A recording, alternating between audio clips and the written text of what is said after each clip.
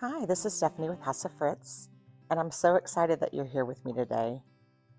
Today I'm going to share with you the opening of the Sonnets July Makers box, and then I'm going to create a project with some of the items in the box. Let's get started. So here is my Makers box, and I'm super excited to get these boxes every month. They're full of items that are so fun to use and that are exclusive to this box. At least the papers are exclusive to this box. You can pick up some of the paints wherever, but the box does give you an opportunity to try new colors that you may not purchase on your own.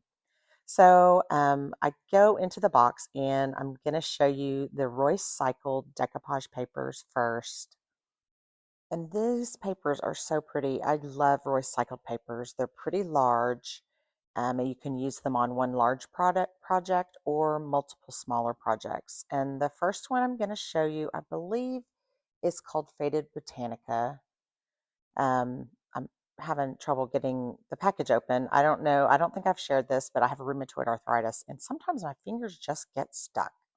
And so that's what's happening is I can't get the package open, and then I can't get the paper unfolded. Anyway, but I just work through it usually, and it ever so often it flares up, and then I go back to sort of normal, except just stiff. So anyway, this this paper is, I believe, the Faded Botanica, and it's really pretty. I love anything black and white. This is cream, and it has um, some of the ledger writing kind of in it. It's kind of more faint, but it adds a lot to the detail. And then it always, not always, but this particular piece has a lot of antiquing around it. It brings in kind of a warmer color as well. And then the next one is the Floral Ledger. This one is so pretty. I love it. It's a two piece basically. I mean, it's one piece, but you can cut it down the middle and use it on two larger pieces, or you could cut it into smaller pieces and use little bits of it here and there. Really, this paper is so useful for many things. You can use it to decoupage with. You could use it in scrapbooking, even if you wanted to. You could use it to wrap a gift. It is really multi-use, but this one is really beautiful as well. You could decoupage this side on just a plain board or a piece of foam board and frame it, and it would be its own artwork sitting alone. Anyway, Royce does such a great job, and Sonnet gets with Royce, and they curate these boxes together. Um, anyway, that's a beautiful piece. I love it. This piece actually was part of last month's box, and for some reason the printer did the printing of this particular piece for Royce in the wrong orientation. So when Sonnet received it to put it in our box, it was not like it was supposed to be. So the printer redid it, and they went and Sonnet sent it to us this month as well. We got the piece last month, and it's really interestingly all the same colors and stuff, but because it was done in the wrong orientation last time, it was the crocks on it were a lot bigger, and now it's more useful, to me anyway. It's more useful in the sizing that they reprinted it in, and so I can't wait to use that. And it's got a lot of warm colors too, and I've never done anything with the Crocs like this, and so that'll be fun to try. The next pages or pieces are from the painted photographer Connie, and I believe this one is called Lefty. It is done in what's called a 3-up. So it gives you 3 sizes to use in whatever your projects are. And this one as well, you can use it to decoupage, or you could cut out a piece and just frame it and put it in a really pretty frame, and it can kind of sit on its own as artwork as well. And so this one is really cool. And then the next one is called Bath Night, and it's really a fun, different piece as well. I'm not sure how I'm going to use this one yet, but it could sit alone. You could put it in a frame and hang it in your bathroom, or it looks like a fun little thing, possibly um, a young girl might like it as something in their bedroom or bathroom as well. And Sonnet always gives us a napkin to use for decoupage, and they're always so cute. They're always designs I've not seen anywhere else, but they always go really well with the box. This is a sample of Sweet Pickins milk paint, and even though it's a sample, it's big enough to do a lot of small projects. And so I really enjoy using that. And then there's the Fusion paints. These two colors are limestone, limestone and soapstone. And I had never used Fusion paint until I started getting these boxes. And then since then, I've bought from my local friend, Jennifer at Mint Green Gypsy. And so I really enjoy trying the Fusion paints. And then DIY paint. I actually have quite a few colors of DIY paint and enjoy using it. And so it's been fun to get colors that I don't use or I haven't purchased. And so these two colors are black velvet and vintage linen. And so the next thing is the newest part of Sonnet's box, which is the digital press. And you, as well as all the physical items that you get in your box, you get a code to go and print off the digital press images that are new each month, and Sonnet creates these herself. This particular group of the digital prints, the digital press, is called Noir Botanic. And anyway, I printed two of this particular sheet because I really like it, but you can print as many of these as you want to use, and that's what's so fun about the digital press. And I print it on just regular paper and use it on regular printer paper from my inkjet printer and do really well with decoupage on it. This particular paper that comes with this digital press is so pretty with all these birds, and you could use it and cut the birds out individually. You can use it as a sheet and put the whole sheet on something. These are just really great to cut apart or use whole. You can use them like the others and just frame it if you like the way it is as a sheet, or cut it out and use it on small projects. But I love the first sheet especially, and all of them. These are just really kind of warm, basic colors. So you can add your own color to it, especially if you cut out the shapes. So I'm going to do this project. I bought this tray at the Goodwill. I actually bought it because I have this giant cloche that I want to put on a tray. And I thought, oh, this will work. It's about the right size. Well, it's a tiny bit small, but I'm going to decorate this tray using some of the items from this box. And so it's a really heavy metal dark tray. So I think I'm going to use the floral ledger with it, and I'm just going to use a part of the floral ledger. I think I'll end up cutting off some of the other flowers that don't fit and actually adding them to the open areas of the tray later. But I'm just trying to figure out what part and where it's going to fit, if I'm going to use this side or the other side. And so I just place it there and just try to figure it out. So I think I'm going to use this side, and I'm putting it in there and kind of like pushing it down, figuring out which part of it that I definitely want to include. And I really want to get that kind of head of the words up there, most all of it in the tray, and include flowers at the bottom and to the side.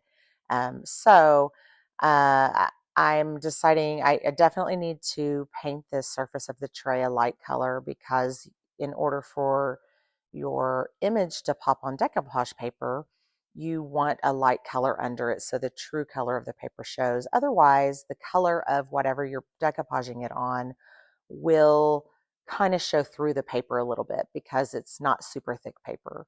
So I'm going to clean my tray. I just need a light cleaning. I just spray some water on it and use a wet wipe to wipe off any residue that is on there. Um, it doesn't take much, but of course it was a little dirty, and we want it clean for the surface paint to stick and for everything to kind of stick on there and for us to not bring germs into our home from the Goodwill. So let's clean it, and then I start painting it with the vintage linen from DIY Paints. And I, of course, get these DIY paints from the Sonnet box, but I started using DIY paint before I ever got the Sonnets box. This is actually only my 3rd month box.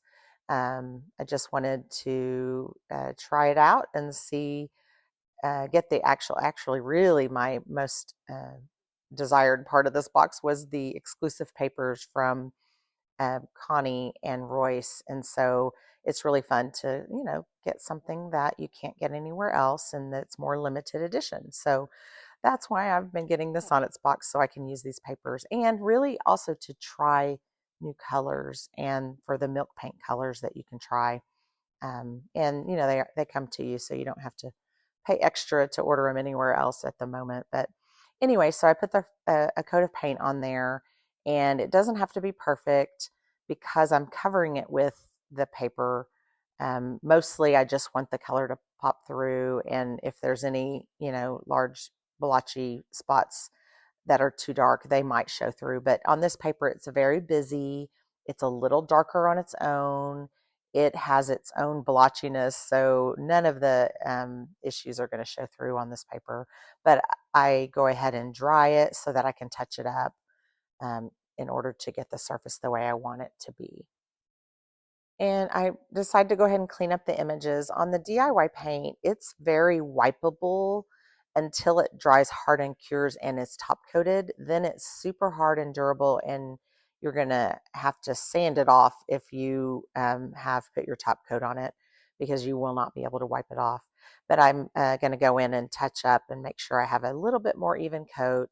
But I did, I wanted to wipe off the edges, because when I decoupage this darker paper onto this darker tray, the brighter white's going to show through around the edges if I do not wipe some of it back. There are ways to cover it up with paint or dark wax, which I will use, but I wanted to get it a little more even because there were a couple spots that were a little dark, and I didn't want, for some reason, some color unevenness to show through too much in with that area.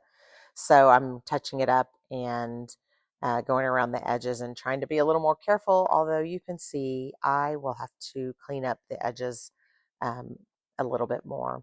And so I touch it up, and then I'm going to clean it up. My hands, putting it on its side, it's hard to see me do that, but I'm just wiping up the edge and using my little wet wipe to do that. The wet wipes are so convenient to use in the crafting of different things, especially, for wiping your hands, having something right there at your craft station. You don't have to get up and go wipe your hands. You can clean up something, or you can like take off paint or take off stain. But so anyway, those are actually a great thing to have in your workstation. So I'm going to go ahead and dry this to get it started on the decoupage quicker. And I use my heat tool that I purchased off of Amazon, and it's a real lightweight, convenient one, which is what I wanted to start with because I have rheumatoid arthritis. I tend to drop things a little bit easier, and sometimes my hand hurts too much to grasp something and hold it up if it's heavy. So this one's a great tool if you have rheumatoid arthritis or arthritis in general. But anyway, so I am going to go ahead and decoupage this paper on. I opened up my decoupage medium, which is Liquid Patina from DIY. I really love this one because it's thin enough. It doesn't gunk up. Sometimes Mod Podge will gunk up, and be thick and gloppy. This is not. But this is a really good one for lighter weight things. If you have like a heavy cardstock, you might want to use something a little bit thicker. Um, so I'm going to cut this paper in half because remember it has the 2 larger pieces, and just to make it easier to figure out what piece I'm using, I'm cutting it in half. in order to get the other one out of the way. So I'm gonna put it down and kind of press it into the tray and sort of just use pressure to draw out the shape I need to cut. It's sometimes just too hard to guess and try to cut the right shape because you might ruin your piece of paper. But this is a super easy way to get the right shape, is to kind of put it down. And this paper's so lightweight, but it's also like stiff in a way that it will hold whatever shape you press into it, or wrinkle it in that spot so you can take it out and then have the indentation so you can cut instead of using a pen or a marker. So you can see I turn it over and it has that shape. And so I know where to cut. And, to be safe, you could just cut it a little bit bigger and put it back in there and kind of cut a little off at a time just to be safe. I feel pretty secure in the shape I made, but if you're not, cut it a little bit bigger and stick it back in there and see if it's the right fit and cut a little off at a time so that you don't cut too much. But there's usually always a fix. If you mess up, don't freak out. There's always a fix. You can always piece things back together. Just save all the pieces to the side until you're done with your project, because you may need to repair something. And using the scraps that you set off to the side can be a good way to repair something.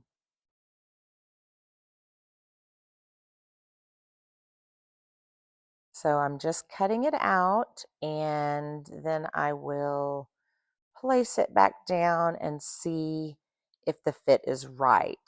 If it isn't, then I will take it back out and trim some more off.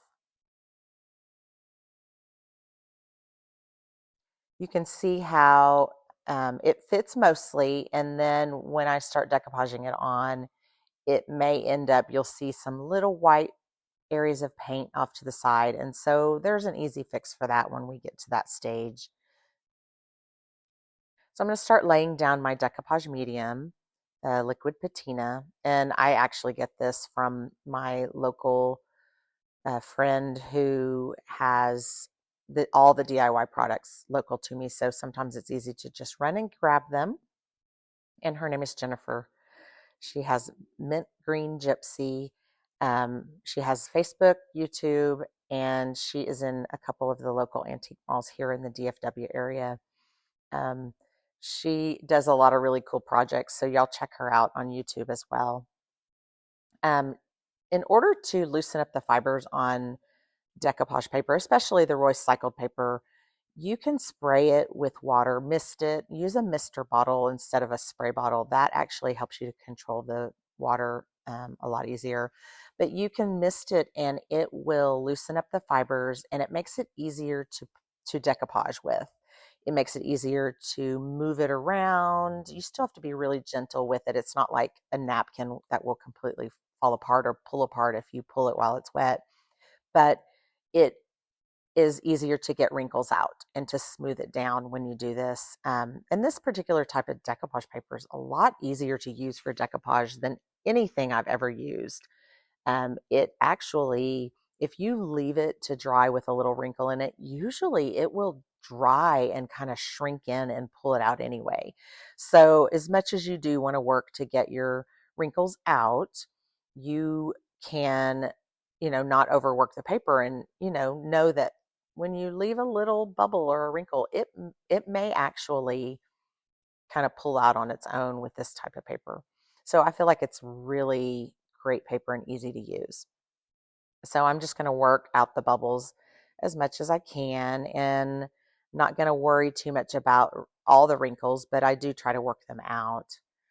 And the folds of the paper, when you get a paper that has been folded, you automatically think, oh, that it's like, you think it's like fabric and you're not going to be able to take out the wrinkles, but those actually come out with decoupaging. So you don't have to worry too much about where that wrinkle, that fold will fall in your project, because it will work its way out when you wet it and when you put the decoupage medium on it.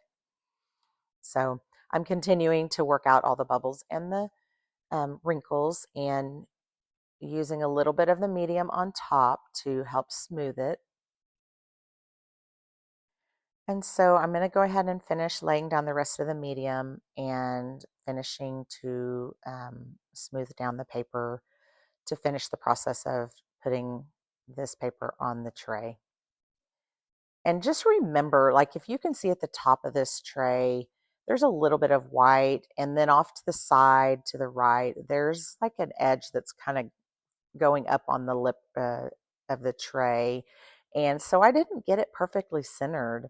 So I just want to remind you guys, this is like artwork. You don't have to be perfect. And, just don't get too anxious about it. Enjoy the process, relax. You're going to make mistakes. We all make mistakes with this. And there's usually a fix or a way to cover it up. And just, you can kind of watch it throughout this process. I end up using something to darken the area where the white paint shows. I cover up the brighter part of the paper that kind of comes up on the lip of the tray. If you use enough products or enough techniques and add enough additional details, you can cover up mistakes easily. You can just keep people's eyes moving.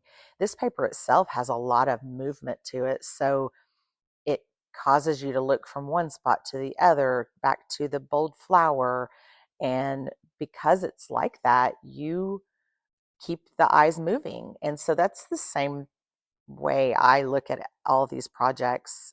When I start making a mistake, I'm like, what can I add over here to bring the eye away from my mistake? And then, of course, we see our own mistakes a lot easier, a lot quicker. And so we automatically go to where we know the mistake is. But other people, they may not even look at it that way. So just encouraging you to not give up on your projects and not reach for perfection, because none of us are perfect and we're not going to be perfect. We are not made to be perfect. So enjoy life, enjoy the process, and relax and just let your stress kind of melt away when you're doing these projects.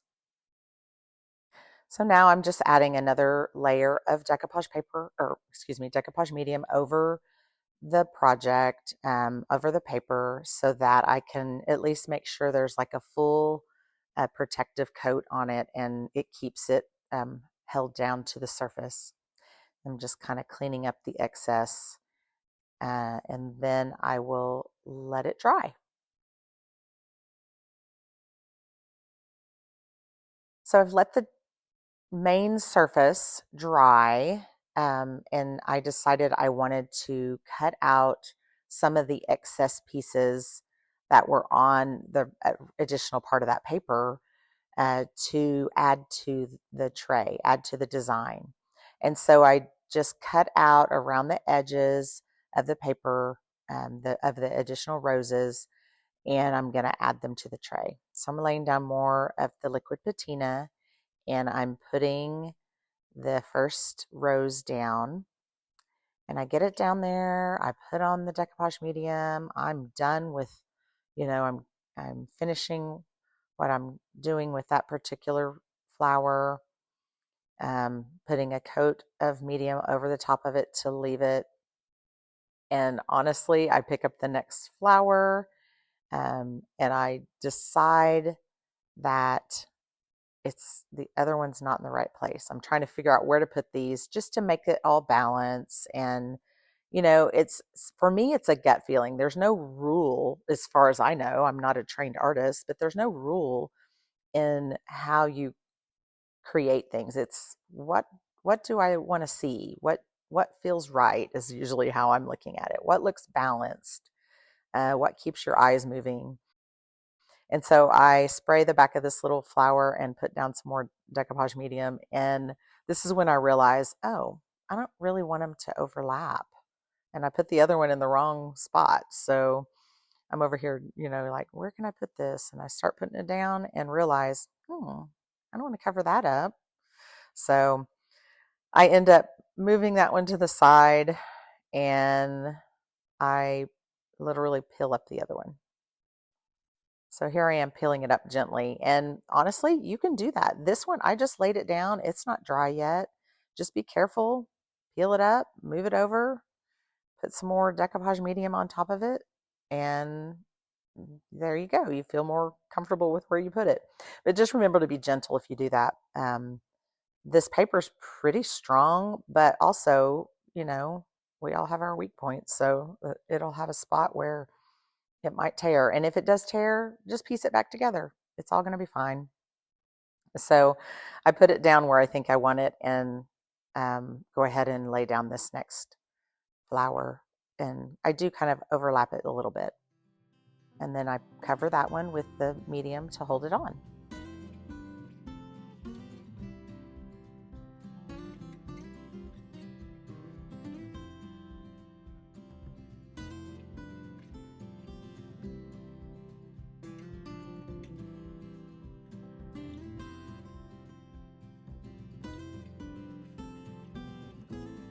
I try some of the other big flowers. They're a little too big for this project, but I will save them and use them with something else. And then I pick up the last piece of where I cut all of this from and decide I'm going to cut out the rest of the roses. I should have moved that tray out of the way. You would have been able to see what I was cutting easier. The camera didn't know what it wanted to focus on, but I cut out these other couple of flowers, and this is called fussy cutting. And so it's like getting close to the edge, but not, I don't think you have to be perfect with it. And especially with this, there's so much movement in that color of the paper. It's not perfectly a solid color anywhere. So that if you leave some of the background on there and don't cut it out all 100% off of there, you actually, it's not as noticeable, leaving some of that other background, because the other, what's on the tray is already moving around so much. You just see it so much, different. I want to use the word blotchy, but it's not really blotchy. It's just different levels of the same color. And so I go ahead, and there's a lot of decoupage medium on there already. So I'm just kind of placing that little one over here to the side where I want it. And then I'll brush over the top of it with the medium. Obviously, I thought I was finished, and I kept closing up my jar and reopening it. But I will just put a little bit more over the top of that and then decide what I want to do next.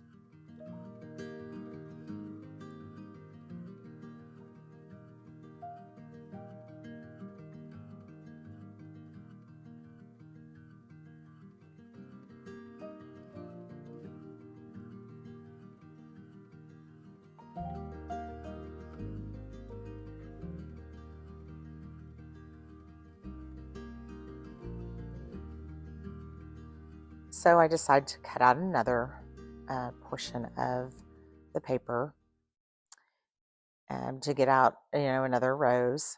And there's actually two here, and I was going to put both of them on there, but the one in the corner is really dark. And so I kind of think maybe it's not going to show up. So I decided to just cut out the one, and I'm going to use that in this particular tray. And this is why you save your what you call scraps, is because you might come up with an idea like this, or you may have ripped your piece of paper you laid down, or rubbed it too much to where you can tell it's worn in that spot and it doesn't look as good. Well, this is a way to cover that up. I didn't do that here, but you very well could have, and it would have been easy to cover a mistake doing this exact thing, cutting out one of the shapes and putting it over there.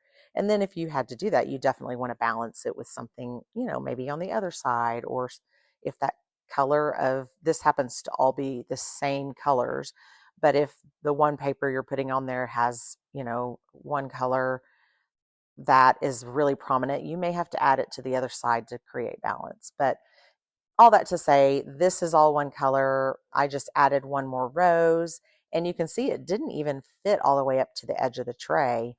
And that's because I'm going to add dark wax all around the far edge of that tray on the paper to kind of blend in the edges of the paper with the gold dark tray.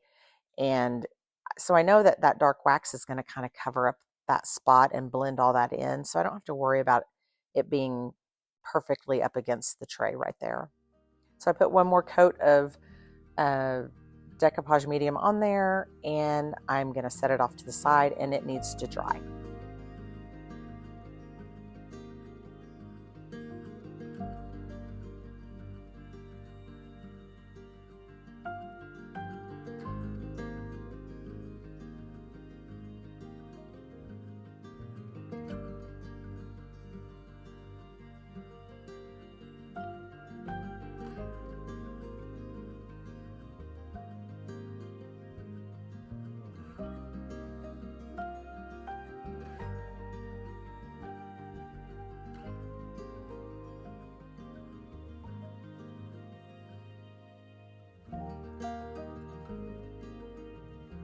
So it has dried, and I'm coming back to the tray, and what I'm going to do is I'm going to get out my dark wax, my clear wax and my dark wax. And also I'm going to use gold wax, which is called Golden Ticket by DIY Products. It's really pretty. But I'm going to put on some clear wax because when you use white wax or dark wax, unless you know you want a really heavy coverage, you want to put on some clear wax so that you can control the other colors of wax. So I'm going to put on some clear wax and kind of get, it covered in that. That will help protect this as well. So I've put on the clear wax, and then I'm putting it around the edges, and then I'm going to open up the dark wax. And I'm going to get a different brush out for the dark wax because I have a brush for every color. Actually, I have a couple of brushes for every color. Mostly I have done smaller projects, so most of my brushes for my wax are small. So I'm going to take my dark wax brush and I'm going to dip it in, and this is where I'm going to go around the inner edge, leaving kind of a thick line of it, and I'm just adding to kind of cover up and to darken and add a antique look, but also to cover up the little spots of white that kind of are on the edge that are coming through, or the places that just don't look perfect. Right where I'm going right now is where the paper kind of comes up on the edge, so I'm trying to blend that in to make that look a lot darker. I'm trying to cover up the white, and so I'm putting a heavy coat on there, and then I'm going to go back and blend it a little bit. So I'm going to add more, and then I'm going to blend, kind of swirl it around and start blending it in so that it goes from dark to lighter, because I'm not putting a bunch on everywhere on the tray, on the inside of the tray. That paper's already been antiqued, so I don't really have to add too much, but I do want to blend it from the outer part of the tray wall into the center so it doesn't look like a line. So I start doing that, and I just take out like a paper towel, and I just start swirling around to blend it a little bit. So I wipe a bunch off, but then obviously I felt like I took a little too much off. So using a really light hand, I'm adding a little bit more on it further out, and I'm kind of just feathering it. And you can do that with a paintbrush, going lightly with what's, already has enough of your product on there, or you can take out your paper towel and do it again, like swirl it a little bit lighter. So see, now I'm just swirling it with the paintbrush to kind of get it to blend in, because obviously the paper towel took a little more off than I really wanted. And sometimes you just have to step back and look at it and say, hey, I'm done. And you could be done for 24 hours and come back to it and think, oh, let me change that. Let me add something here or there. And sometimes I do that. So I'm just swirling it around and blending it to create kind of a gradual look from the outer to the center. So I'm going to clean up my stuff, put my lids on because I have the fan going a lot. It's been so humid here in Texas. And so I, have the fans going. I want to clean stuff up, but I open up my golden ticket, which is a soft gold wax by DIY, and I'm just using my finger to add it to the very top edge of the rim of the tray, and then I start adding it to the inside, just to create a little bit brightness, to add more gold, because this is very, I mean, it's not black and white, but it is very much shades of dark and light. So I was just trying to create a different type of brightness and adding a metallic element.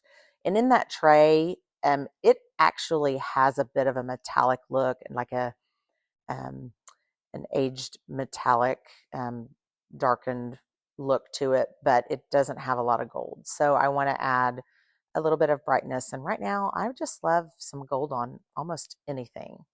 We've gone from brushed nickel to silver to whatever, and right now gold is where it's at for me.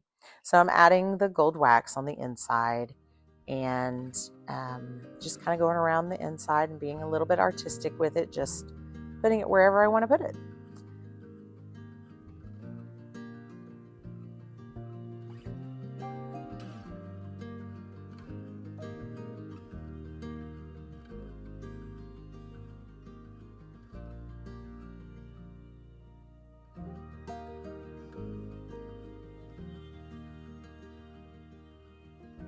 So I'm continuing to add more gold. This product is very soft, and so the more you rub it, the more it moves around, and you just have to stop and let it dry and harden, and so it can harden and stay where it is. So sometimes I forget that, and I just keep going, and then what happens is it dawns on me, oh, I got to stop. It's got to harden, and I can come back and add more. And so it's a little bit different than like a rub and buff. That is very, it lays on a lot thicker, um, and stains your hands more. It smells. This is like way natural. So if you're really into more natural products that don't have a lot of smell or toxic sort of smell, you would really enjoy these DIY products. They are, to me, a little bit more healthy and natural. Um, they don't have smells that are really bothersome. So now I'm just taking my brush and putting some gold on the very crease of where the bottom and the wall of the tray come together, just to add a line of brightness there.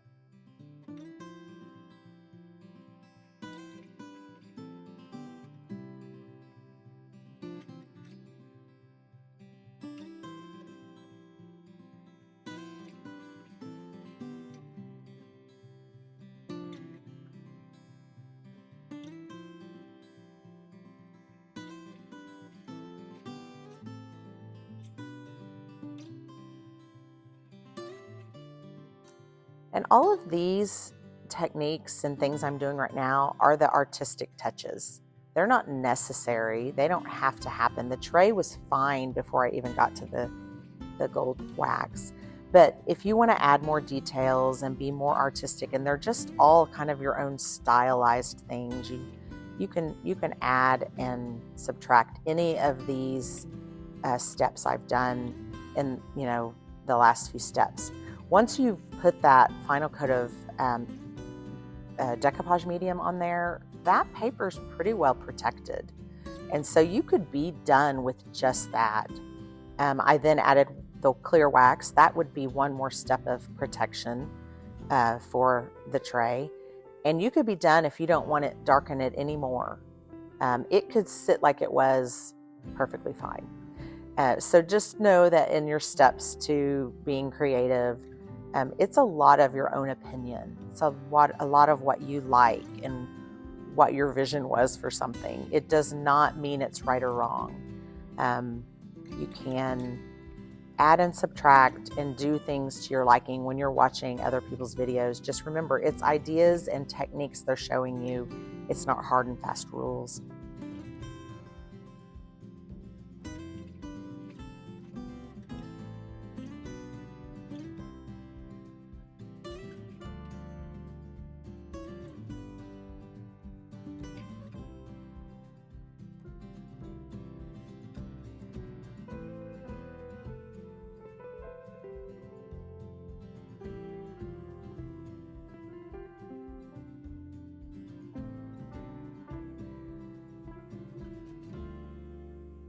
So I put the wax on and I'm showing you kind of the finish tray. At this point, I don't believe I'm going to add anything else to it. And I'm just really happy with it. So anyway, I want to thank you guys for joining me today and sitting with me. Hopefully you've learned something. I usually learn something about myself during this process. And I just want to invite you to subscribe to my channel, to like this video and comment please. And I'd love to chat with you through comments, and share it out if you enjoyed it. See you next time.